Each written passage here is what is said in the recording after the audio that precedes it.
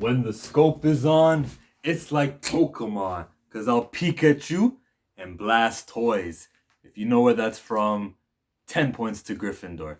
I am a Pokemon fan. That's why I brought this.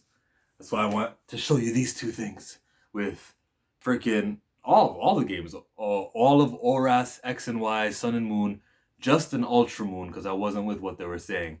And then I skipped Pokemon Let's Go.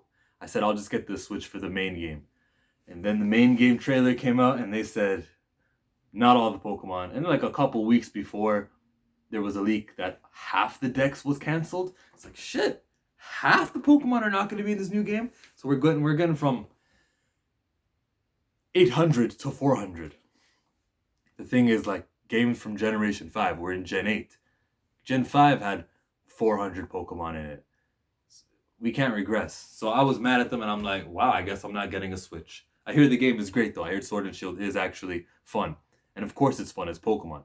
It makes it easier for you to capture them all, makes it easier to breed. So I'm hearing this and I just accept it.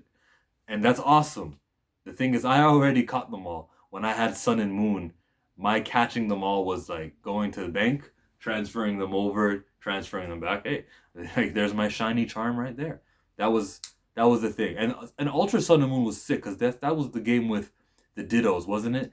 Ditto who have these five IVs, four IVs, and then I guess you would just have to get them and soft reset to get that fifth IV for that right nature, and you're perfect.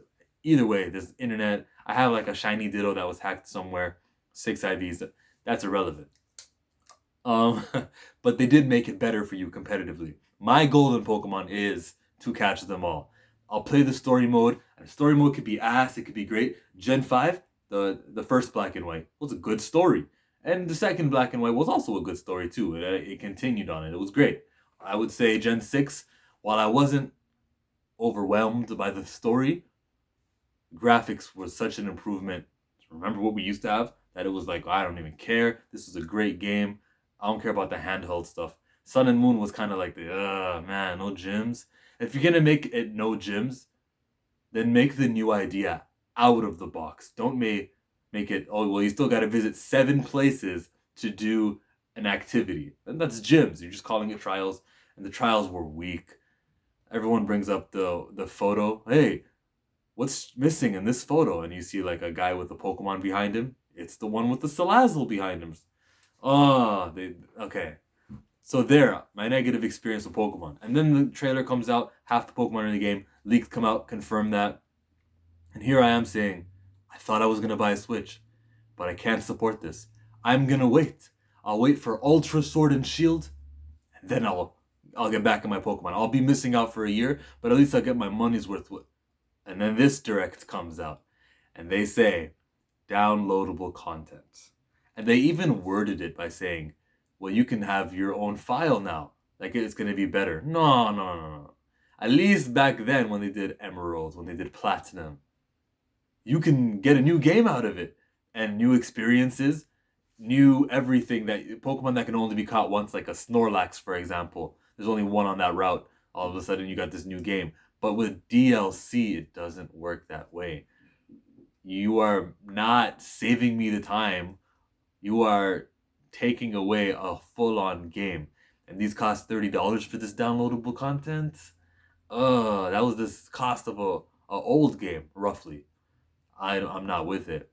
So I'm gonna have to pay $60 to get 200 new Pokemon. Not even all the Pokemon. So I'm waiting it out. I'm gonna wait because I have all the Pokemon in my bag. I just want to be able to use them. I'll wait till the new downloadable content for spring, the fall downloadable content will happen, and whatever the next thing is. I guess Diamond and Pearl remix. Maybe it will be an Ultra Sun and Moon. Who knows? That won't be on Ultra Sun and Moon. Ultra Sword and Shield. It won't be that. It'll be Diamond and Pearl remix, or it'll be some sort of Let's Go. What I'll just wait until the game or the time when all Pokemon can be used, then I'll join the squad. And will I pay the downloadable content? I don't think I need to. Because I believe that everyone who has just regular Sword and Shield, there is a free update, from what I understand, that just makes you say, okay, now Talonflame is eligible. Now Bulbasaur and Squirtle are eligible. I'm going to wait for the Now Cyndaquil is eligible, and Torchic, and let's name all the fire ones. Chimchar is going to be eligible, and Tepig, and Fennekin, Litten, one more. Score Bunny. I'm waiting for all of them to be eligible. That game is going to be ultra wicked, and that'll bring me back into Pokemon. So I'm not like done on Pokemon. I'm just upset at them, and I'm showing them with my money that this isn't going to fly with me. I saw a video, I think Loxton Noggin, I think he posted this video where he said that it cost, let's just say 20 million to produce a Pokemon game. And it gets 300 million sales in its first opening, you know what I mean? How does that work out? Why don't you just invest that extra million to please Chillmonger and people like me who actually held out, and I guess there's not that many of us, who actually held out. Why don't you appease me, hire that extra staff member, give him 3 years, and all I gotta do is hire one guy, and I'm sure one guy could take care of the missing Pokemon. But you know what's going on over there at Game Freak? They've got this new game called Town. The senior staff are working on that. The veterans, the guys with the knowledge, the guys who gave us classics such as Black, White, Red, Gold.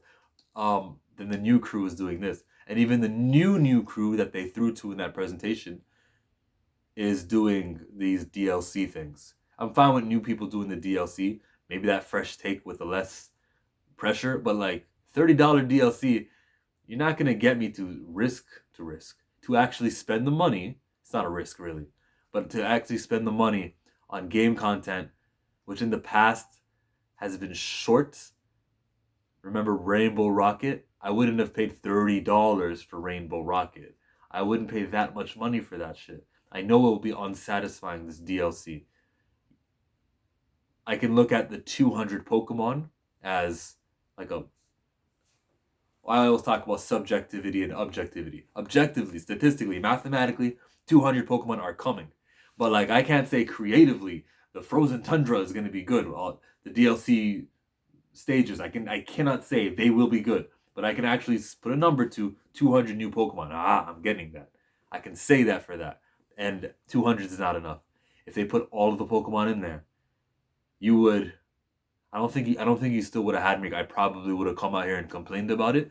But that's just where I feel with Pokemon right now. With the Game Freak.